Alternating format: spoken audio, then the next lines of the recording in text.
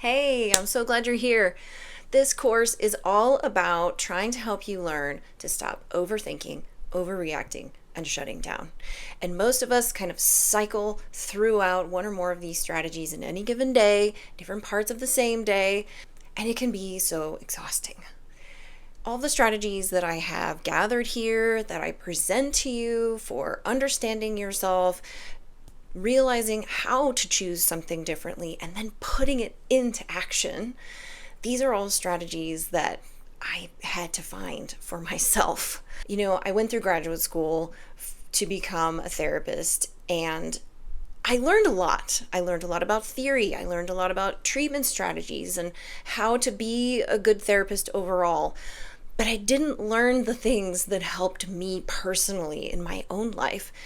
I actually went through my own journey of difficult relationships, leaving a high demand religion, and having to totally reconstruct my entire identity and life when everything came crashing to the ground that I had ever known. And boy, yeah. If you've ever been through it, you know how hard that is. And so everything that I've been through has led me to all these coping strategies that I'm going to present to you. I've taken my own personal struggles and experiences and my professional teaching resources, access to people a lot smarter than me, access to information and tools. I've taken all of that and I blended it together into something that helps me every moment of every day, and that I find also helps my clients move from stuckness into actual embodied change, things that they can use in real time to help themselves choose differently and get a different, better result in their lives. So let's dive in.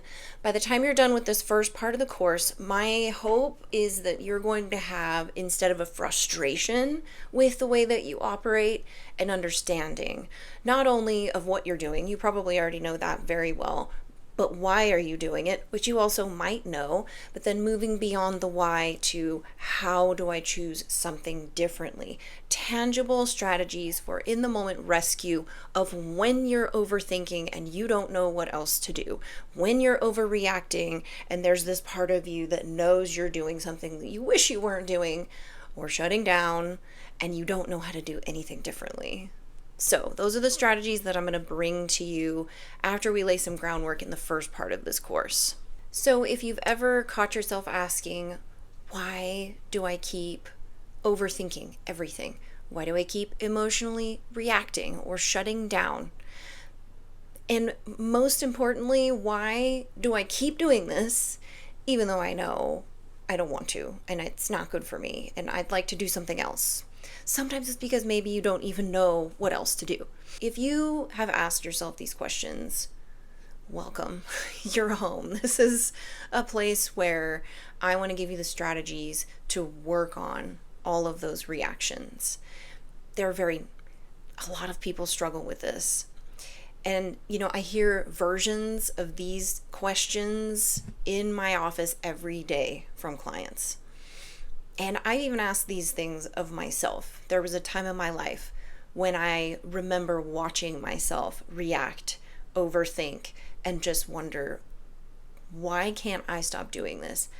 And the thing about changing a habit is it's really hard to eliminate a habit without replacing it with something new. So that's one of the things that I'll bring to you in this course is what can you do to replace these habits that are causing you a lot of stress. So a lot of people who come to therapy, they already know what's going on. They're really self-aware. They might know their attachment style. They might have taken Myers-Briggs, all these different personality tests. They've taken all the depression, anxiety inventory tests, and they're like, yes, I know I have all of those things, so now what? They even may know where their trauma comes from, why they're doing what they're doing. But the question remains, if I understand all of these things, why am I still doing it? Why can't I stop? That's actually one of the biggest gaps I notice in treatment, is that so often when we're exploring what's going on with us, we gain an understanding over all of it, but then understanding doesn't always turn into change. Insight alone doesn't always create change. Sometimes it does. Sometimes you have a light bulb moment. Oh, those are my favorite times when I work with people and I see the light bulb of, oh, that's why this happens to me. And a lot of the time, that alone can lead people to go, well, I'm not doing that anymore because I don't believe that person or that event or that's not happening anymore, so I shouldn't keep doing it. But understanding your patterns, your habits, your nervous system, it's not the same as retraining it. And that is what this course is about. It's about beginning the practice of retraining your brain and your nervous system into new habits and patterns that are more supportive, that help you maintain clarity in times of dysregulation. But before we change anything, first, we do need to understand it. Before we start talking about overthinking, anxiety, shutting down, I want to tell you the belief that this entire course is built on. And that is that everything you've done to survive made sense at the time. This is really important, and I really want you to sit with it because our brains are incredibly adaptive. When we're in times of vulnerability, usually when we're kids, and our options are limited based on our environment, our resources, our caregivers, what they had to give us. Things happen to us, and as vulnerable children, we usually interpret those things as something that's our fault, something we caused, some shortcoming of our own. And when we see it that way, we create these adaptations to try to overcome whatever that perceived shortcoming is. So we adapt. We learn to get louder when no one's listening, or we get loud enough, we get exhausted that we just shut down and we stop trying, for example. There are so many things that we take on as coping mechanisms that arrived in our lives as a protective force at a time when we really didn't know what else to do. Your relationships shaped those adaptations. Your experiences shaped you and those adaptations. And a lot of us, we just never really come to a point where we consider, is this strategy still helping me? Is it a good strategy? Some survival strategies do actually help us, like overthinking, right? If you're an overthinker, you're probably very good at solving problems, jumping into action, figuring out how to get things done.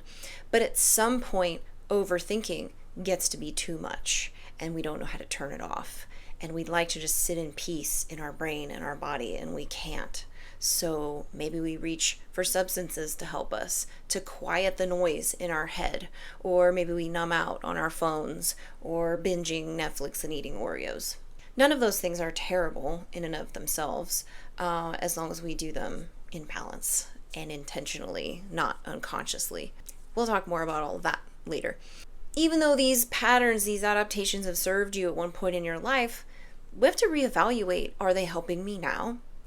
And if they're not, how do I choose something different? So this course is not about fixing something that's like broken within you. It's really about coming to an understanding of your adaptive patterns. We're going to ask these questions. Why is it that I do what I do and I don't choose differently even though I know better? We're going to explore your nervous system, awareness, attention, how to create safety in your body, how to navigate your emotions really skillfully so that anything that hits your body you can handle and come back to calm. We're going to talk about making wiser decisions and how to figure out what those are in a time when we're capable of actually seeing reality clearly. And we're going to talk about making intentional choices once we've navigated through all of those things. Every lesson in this course builds on the one before it, so I really encourage you not to skip ahead and also not to rush it. Take your time with these different lessons. If you have questions, you've got a free 14-day trial to our Rooted EQ community.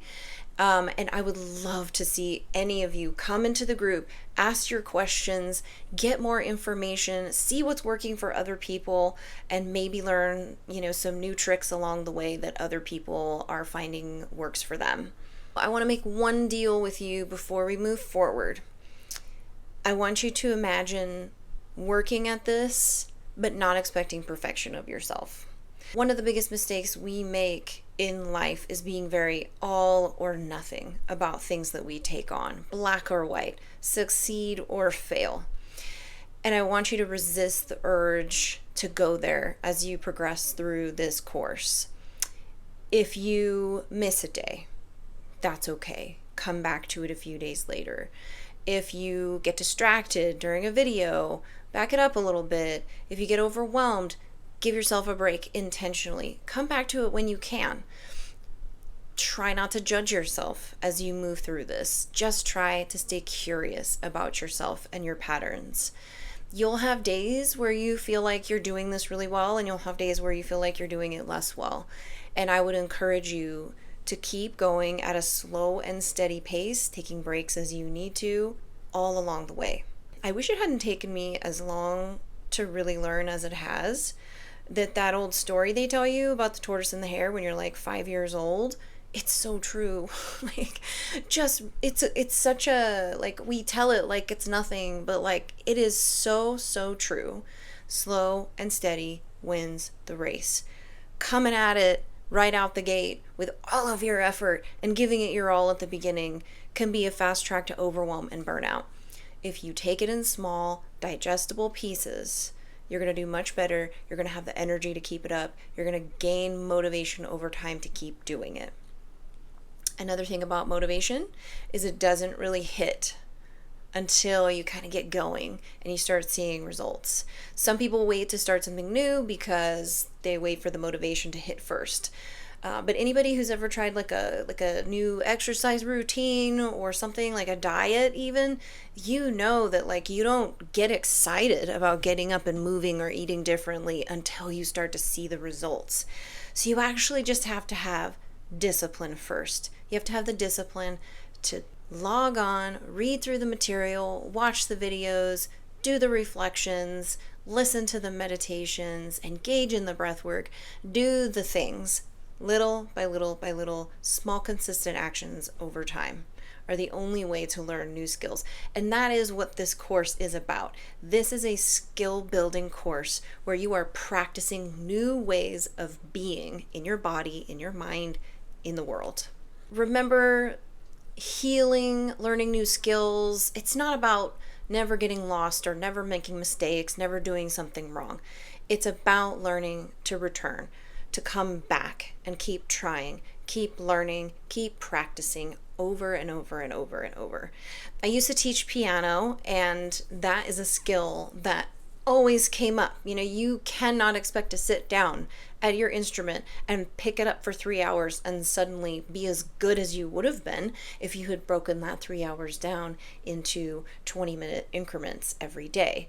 It's not just the volume and the intensity in the beginning that matters. It's spreading it out through slow, steady, consistent, repeated action.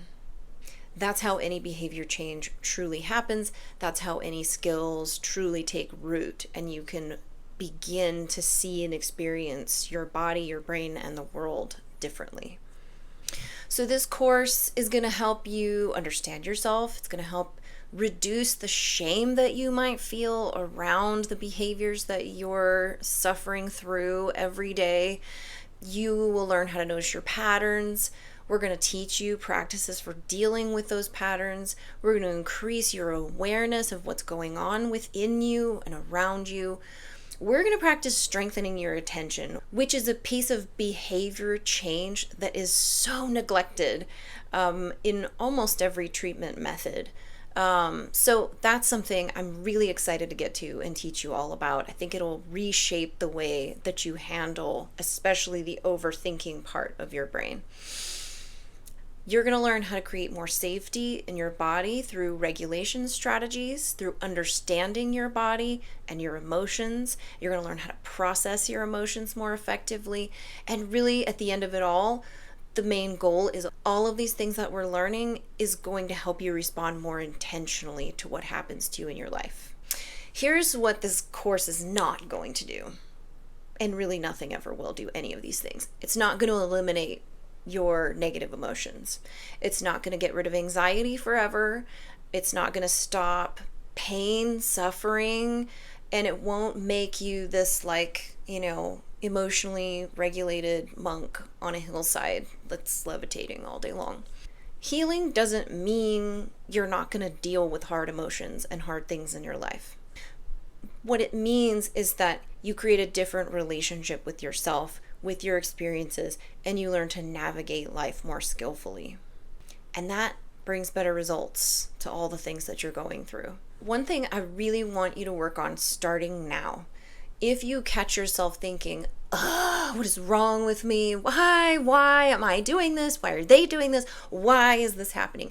That why.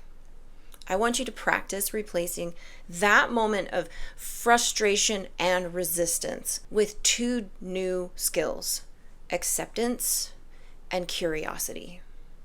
If you come to all of your experiences with those qualities, rather than resistance and frustration and confusion, it's going to change your whole experience. Practice replacing the frustrated why and resistance with acceptance. This is how it is.